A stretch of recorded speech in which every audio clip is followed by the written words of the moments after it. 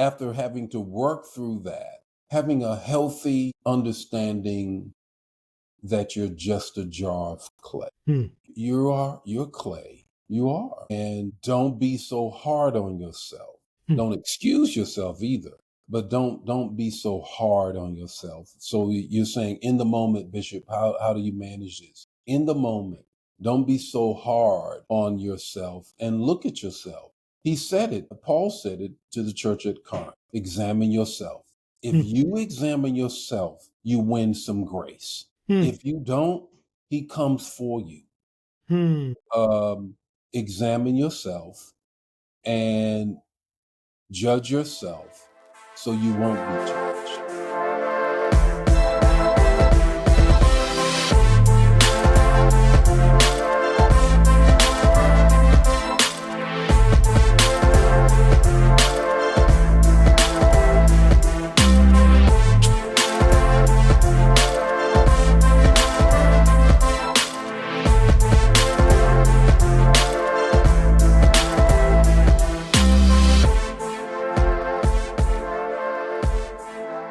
Hi there, this is Josh Burtram. Welcome to another episode of the Faith Roundtable, where we take a look at faith issues that are facing the church right now in America and abroad, and kind of take a look, dissect those, look through what's going on in faith and issues of faith and theology, have thought leaders and thinkers and theologians and professors and leaders of all kinds come on and talk about their experiences and what's going on in the church. And we're excited to bring you another great episode today. Of course, I am the host here, and I'm also the faithful host of the Faithful Politics podcast. Both of these are on this channel. Make sure you like and subscribe. Do that stuff that hacks the algorithm so we can get this great content out to you.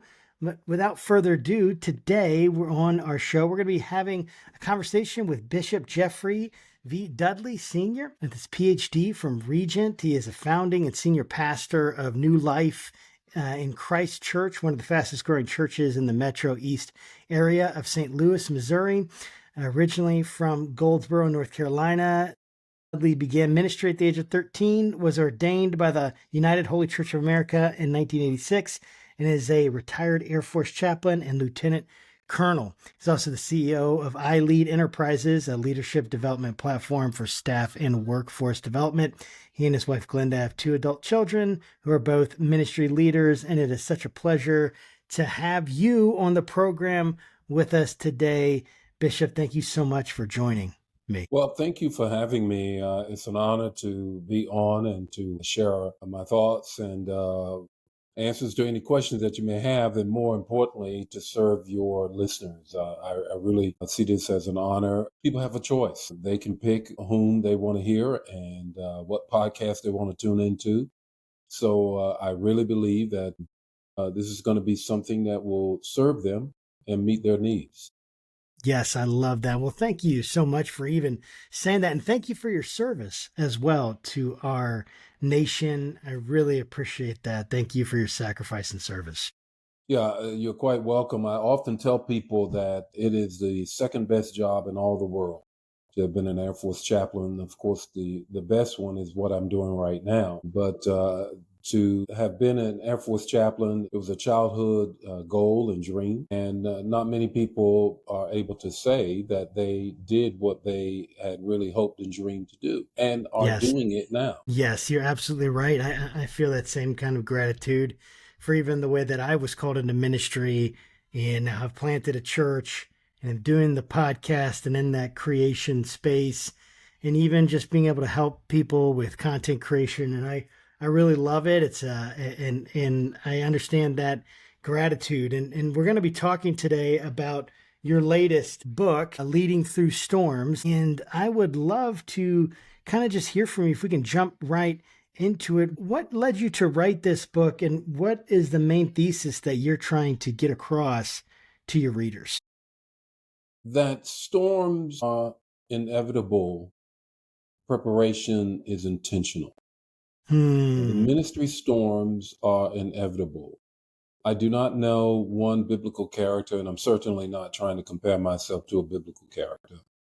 Sure. But I don't know one biblical character that did not have to deal with a storm, to include Christ. And so I think it's very important. The book, someone said that, what is it?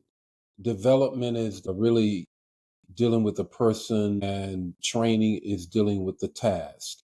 And this Mm. book speaks to developing the person, the ministry leader, in terms of giving a whole person view. The other thing that really prompted it and was the impetus of it was, in fact, there was Dr. Michael Emerson was visiting my church. He was speaking on critical race theory. And afterwards, we were sitting in my office having conversation. And I was sharing my story with him. I said, there are parallels with your lecture, so on and so forth. And he said to me, "You should write a book." Well, how many times did people say that? Well, okay. Now, and I had self-published 5 times previously, so writing Wow. is something that I enjoy doing. And he said, "You should write a book, and I think you should reach out to InterVarsity Press with your story." I Wow. did that, and as we say, the rest is history. That's how it came about. That is awesome. That's super inspiring too. I love when people are putting their thoughts and their words down, right? For people to understand, be able to follow for future generations. It's like this way to really capture what's going on so that people can look at it, examine it, let it speak to their hearts and really dig into it. It's this gift that you Hmm. give to the world. And I know part of this is kind of like a raw look at your own journey as part of this Yeah, gift yeah. that you give. You talk about your burnout, your brokenness. How has your understanding of calling changed as a result of walking through storms, not even just as a pastor, but maybe just as a man? And you can, of course, even reference some of the storms that you went through as you're thinking about that. How does my journey in writing, if I understand your question correctly, how does that inform, impact, or influence my calling, or how I see my calling now? Story, and I'll try to answer that and come back. I remember I had 21 and a half years as an Air Force officer. But my first 9 years was as a line officer. I was Hmm. an air weapons controller. An air weapons controller, for the listeners, they watched the movie Maverick. When you watch the movie Maverick, you hear this person in the aircraft or on a ship, and I wasn't neither, but there's a person that's on the ground that is telling the fighter pilot where the bogey is or where the enemy is. Okay. Mm. That's what I did. It's a very difficult job. It's a challenging job. The pilots get all the glory, and they should. But there is a person who is also looking at their radar screen and telling them and assisting them in getting to the enemy aircraft. I did that, right? And as a result of me doing that, moving through professional development and all of that, I went to they call it Squadron Officer School. Now, it's not to be an officer. I was already an officer, but it was part of professional development. So I'm sitting there and I'm taking the pretest. And on the question, one of the questions in the pretest was, "Is this a calling or not?" Hmm. I sat there for a long time, almost expended my time in doing the test because I wanted to answer it truthfully. I Right. did not feel called to be an air weapons controller, but I most certainly felt called to be a chaplain, Hmm. of which I was not at the moment. And so I finally put down there, yes, that calling was the magnet that pulled me through everything in my first 9 years. So in retrospect, my calling is what pulled me through all of the things that I had to deal with, and is also what puts its hand in my back that pushes me forward. Hmm.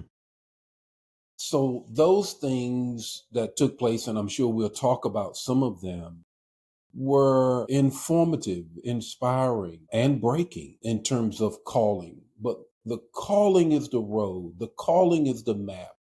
The calling is Jesus doing this. And so that would be my answer to that. Long answer. That's what I would Well, I say. love that.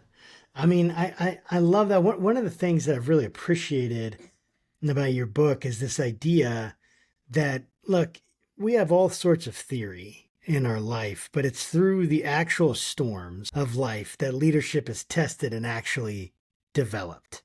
And I just think that is such a crucial aspect because you get so much training in your life. You get so much, I went to Bible school, I've gone to seminary, I've had, I've done different kinds of training, and there's a lot of theory, but man, nothing in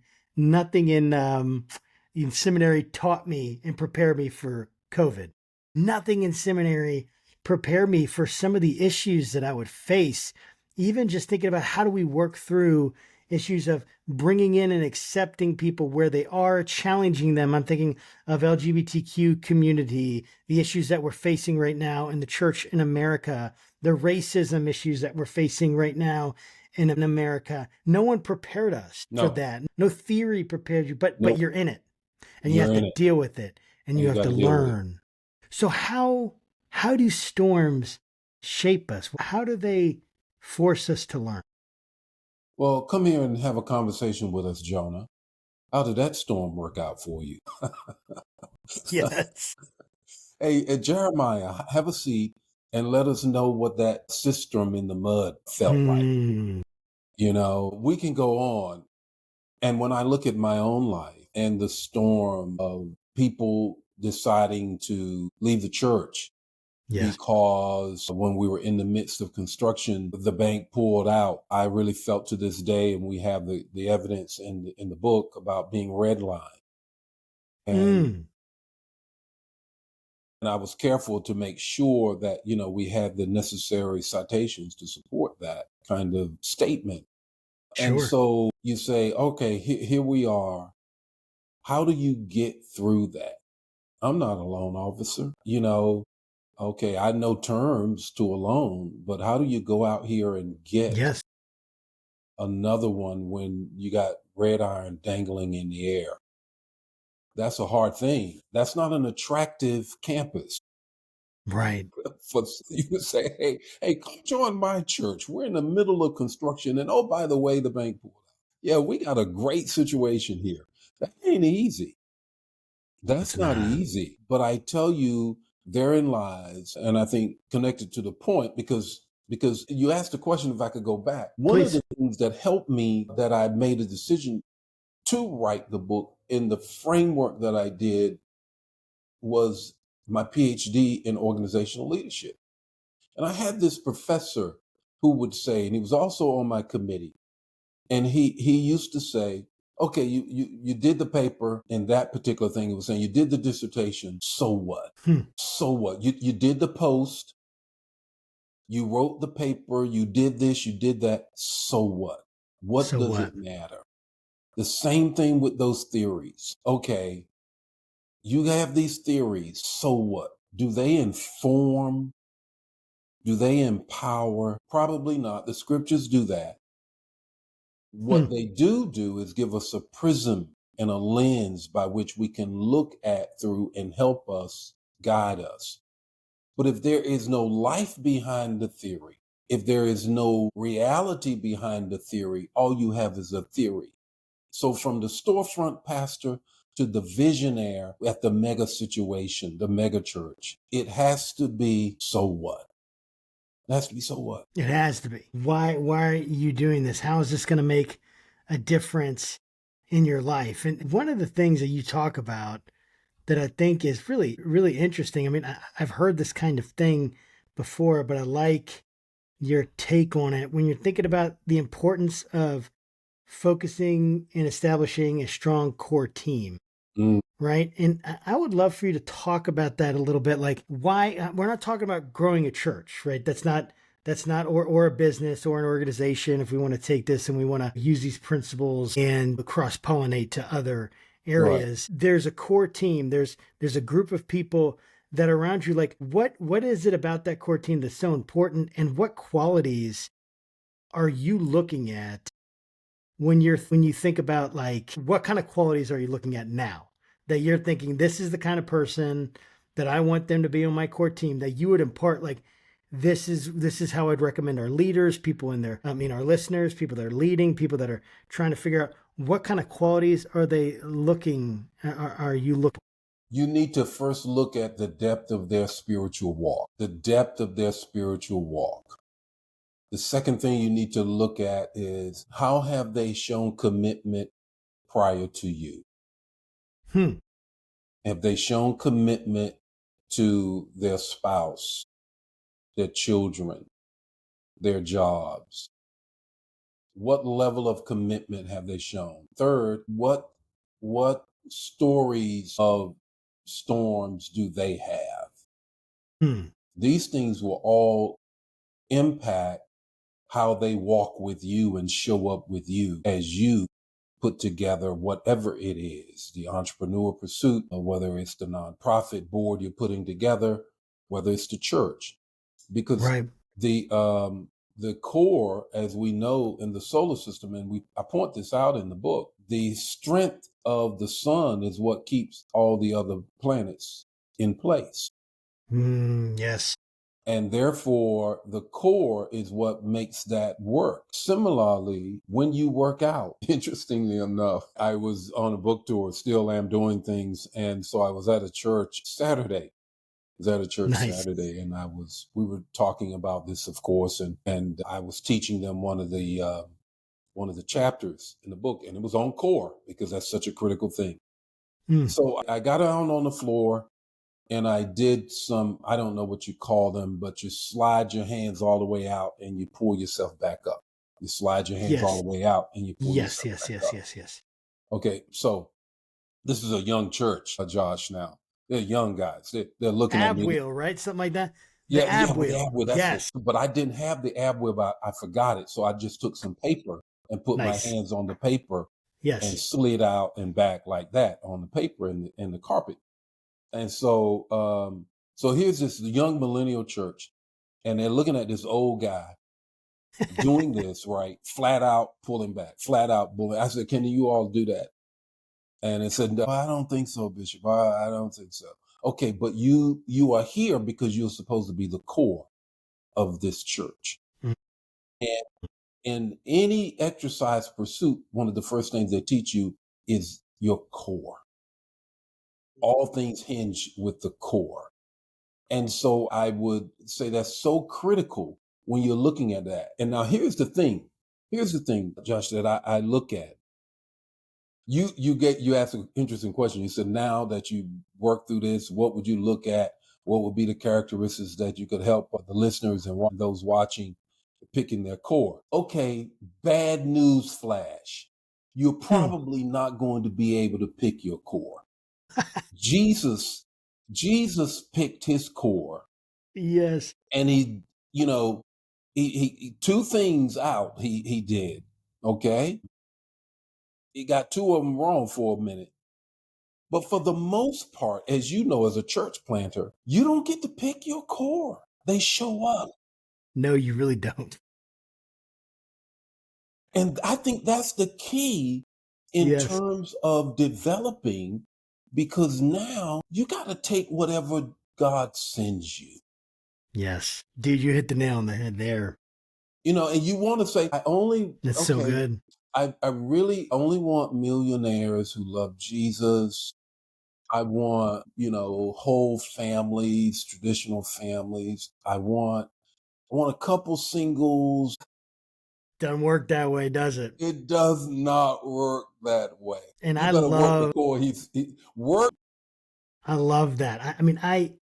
I love our church. I love the people at my church. We're an eclectic bunch for sure. And you're absolutely right. Like, there are certain people that I went out and I said, hey, come plant a church with me. And they didn't, they just ended up, a couple of them were thinking about it and they didn't end up doing it. And it was me and my wife and we're here. And then God brought us people, and you have to work with the people that you have and the number of people you have and the talents that they have. And that's like been the interesting thing about navigating this church leadership is, hey guys, you're sending certain people, and sometimes I don't know how to minister as well as I feel like they might need, or where they're at in terms of like what they believe and what they want, and where they are in certain issues. And I have to do a lot of exploration and really disciple the core into being the core. And it's Exactly. that's really good and really relevant for me right now. I mean, we have a core people, they're amazing people, and we're trying to build on that, bringing in new people. But sometimes I get so overwhelmed with the idea of bringing in new people that I can forget who I have, and caring for them and discipling them and strengthening them and loving them. And it's just a convicting thing, because those are the people that are the most important. They're there, they're committed, they love you, and just that commitment to them, that's so good. I was you when you're talking about storms in the book, and the way you kind of structure the book, right, is you're like preparing for the storm, in the storm, after the storm, this kind of idea. When you're when when you're coming into a storm, you mentioned something about storms are inevitable, preparation is intentional. When you're in that moment, like, are there times when the momentum that you have blinds you, or can blind you to the warning signs of an approaching storm, like things that you can miss? And how do you kind of cultivate a sense of awareness and presence of mind to kind of think through, hey, this storm's coming and we need to kind of get ready for it? Don't you smelling yourself, and you can. And I don't know that a leader that is leading that has not succumbed to moments of reading their own press clippings. And when you're in the business of reading them, a busyness of reading them, Hmm. you cannot be as prepared. Now you're going to get a slap in the face and you're going to wake up, but the fact is that you can become so preoccupied with the success that it becomes intoxicating. And hubris is a terrible thing. It really is. And I can't think of his name right now. First name is Collins, wrote a book, Good to Great. And Yes. one in, Francis, I think. No, yeah. that's a different. No, go ahead. Go ahead. You're good. And I think he brings up hubris is it's kind of like this. You see stars fall, Hollywood stars fall. Hmm. You see NFL, NBA, Major League, NHL guys who have millions one day, nothing the next, Hmm. because they think they will always have it. Yes. I'm looking into I just recently I got certified as an executive coach. And I was looking at venturing out and doing some executive coaching in the NFL, right? I was talking to Hmm. some people, opportunities and stuff. And one of the persons that was preparing me for the interview said, what they are looking for, Bishop, and it wasn't to be the chaplain, it was to be a coach, a player engagement guy. Well, anyhow, he said, what they're looking for is to see whether or not when you walk in the room with all these millionaires, whether you got stars in your eyes or you keep your eyes on why you are there. Hmm. Because these guys have to be able to stay focused, because that's why they end up broke years later.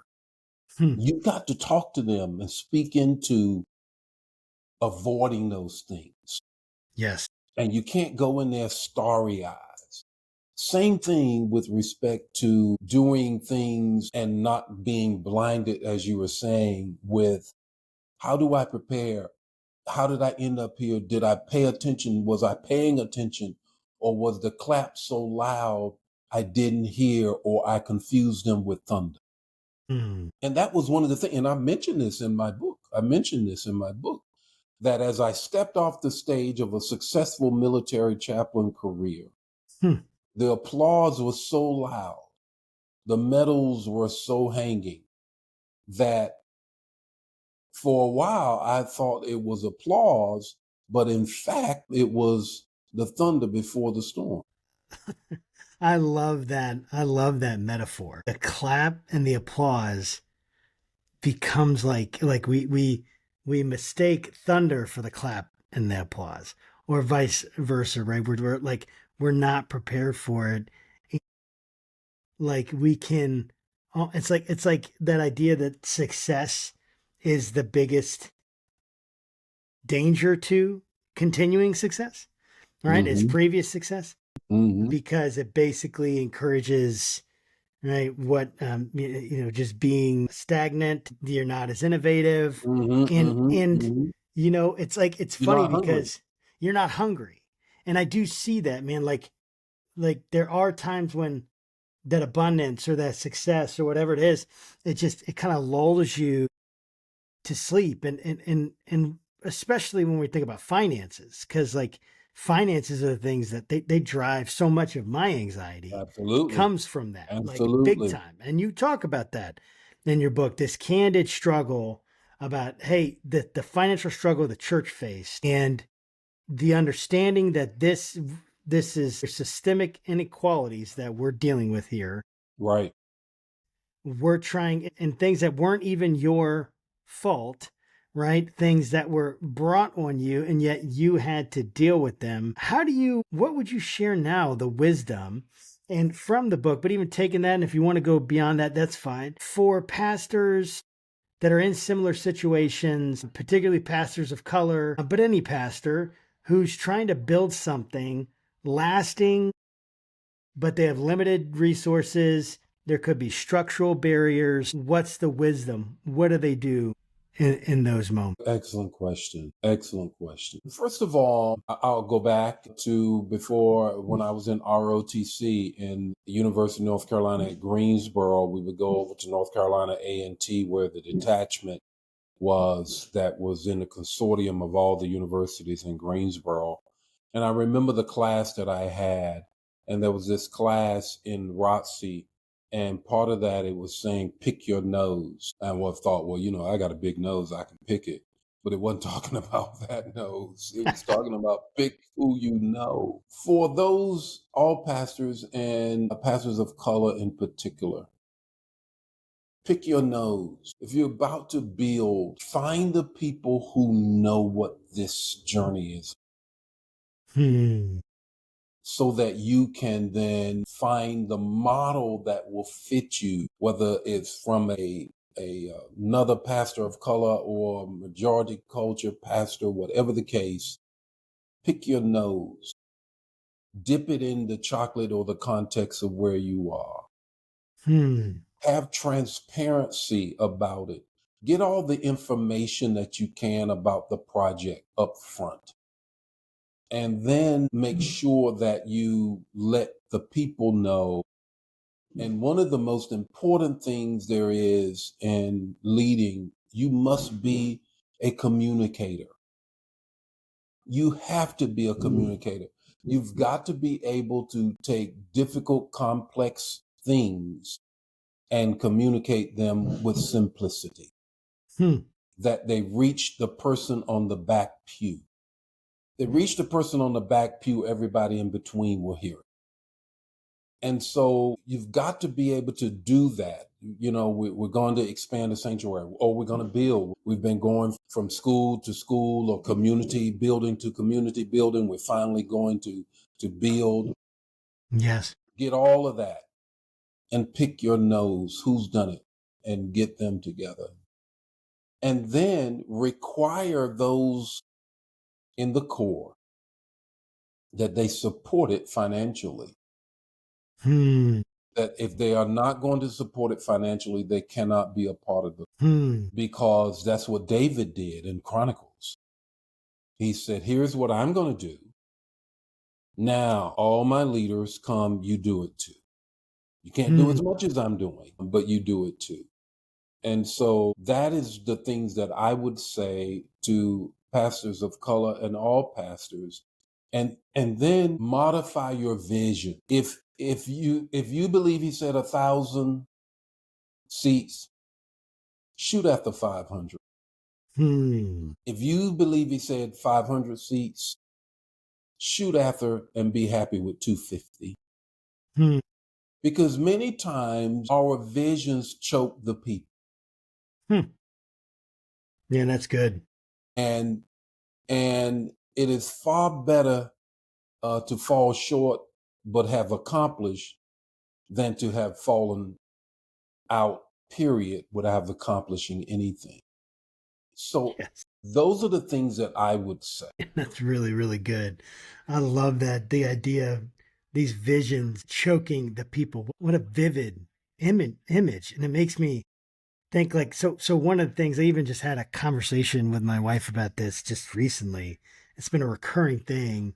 It's just like, man, I want people to evangelize. I want people to have the kind of the heart that they're going to share their faith. They're going to talk to their neighbors. They're going to invite them over. They're going to be all in on inviting people to church. And our team, they love us.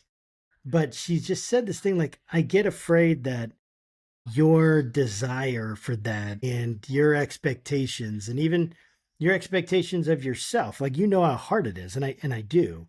And like when you've invited people, a lot of times they don't respond, or they're not coming, or whatever it is.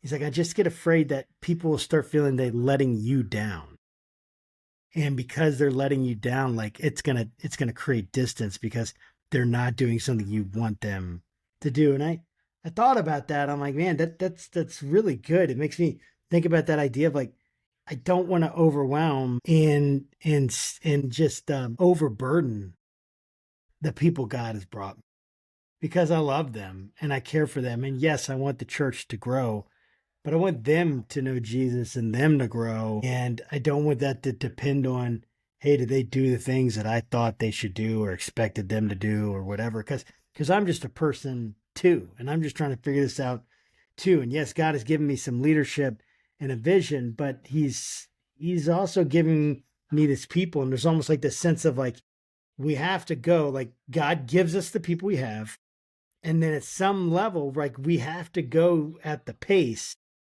that the people can go, right? I mean, we want to push the pace, and we're going to keep challenging, right? And keep saying, hey, we got to go ahead.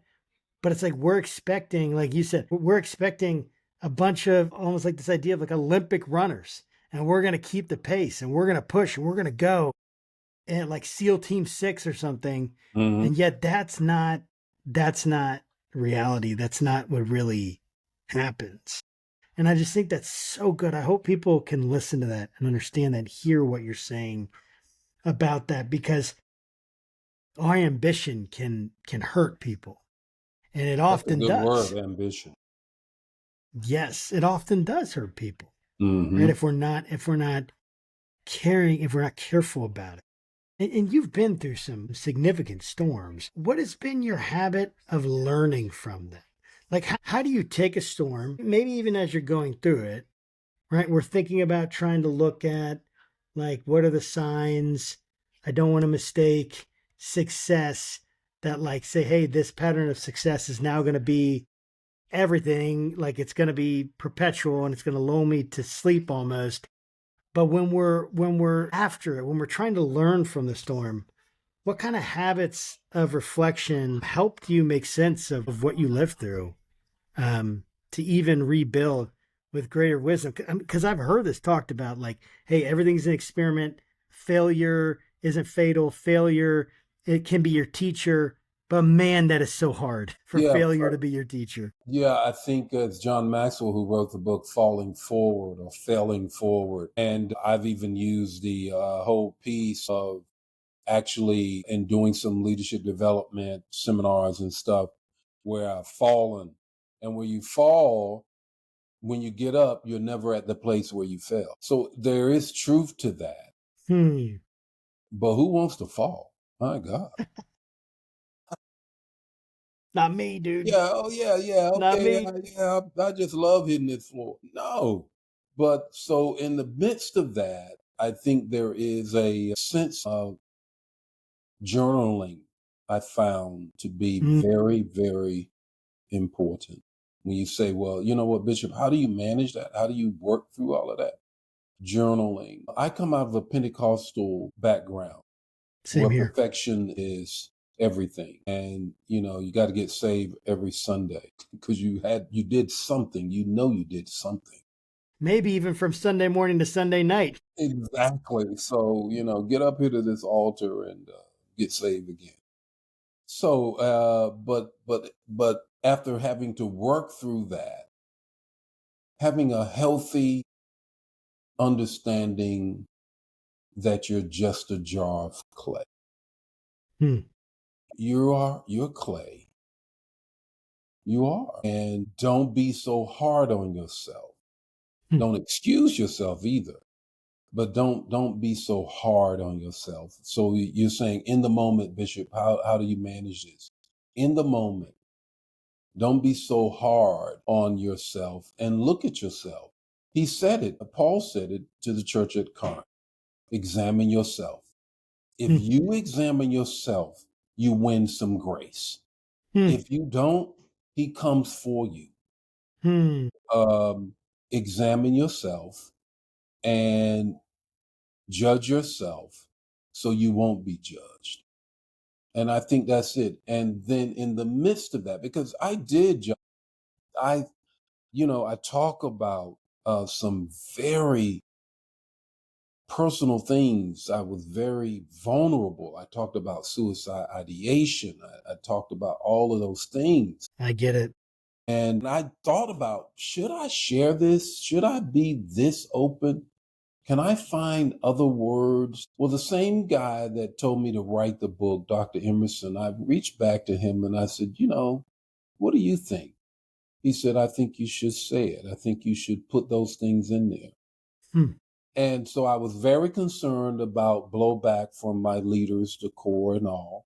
So Hmm. before the book was ever published, I told them, I gathered them together and I said, this is what you're going to see. This is what's going to be in here when the Man, book is it's good. published so that you won't get a slap in the face. And to a person almost, there was not this sense of, wow, you're not all that we thought. None of that.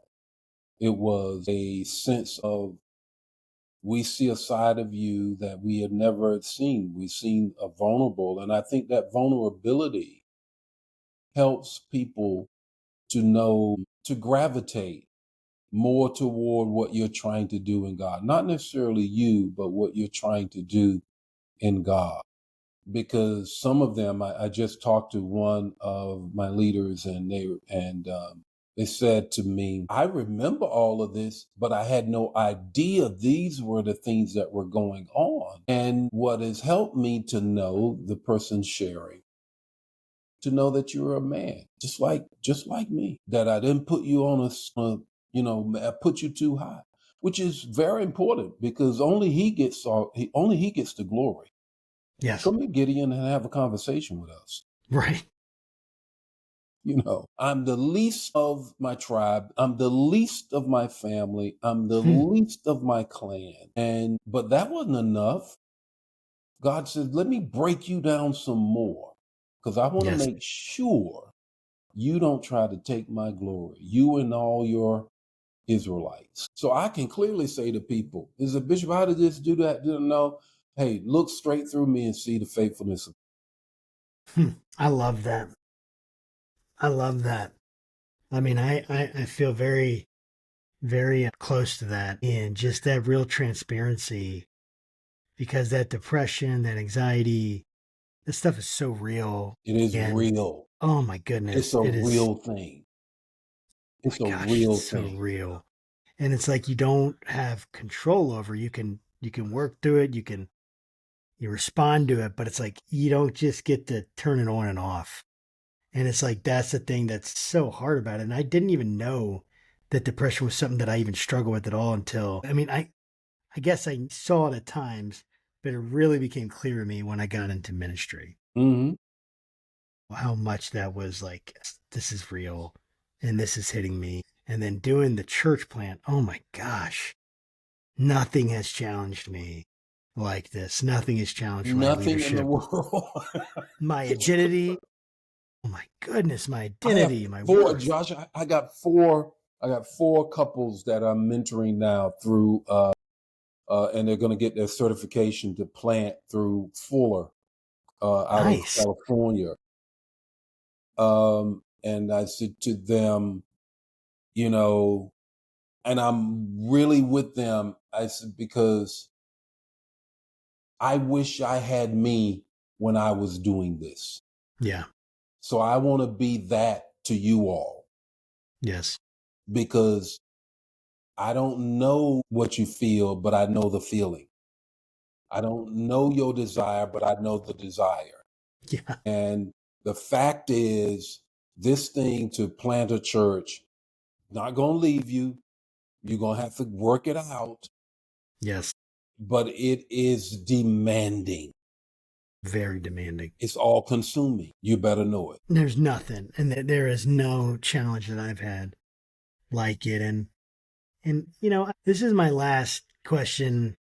When you're getting stories about this book, I've asked a lot of authors this, but what kind of stories are you going to get and have got and have received that help you know that this book is accomplishing the purpose that you felt God put on your heart and that you had when you put pen to paper, so to speak? Well, the church I was just at this past Saturday doing their leadership development, the pastor said, when reading this, he said, you have many of the milestones that we'll do. Another bishop friend says, I've already preached several sermons out of this.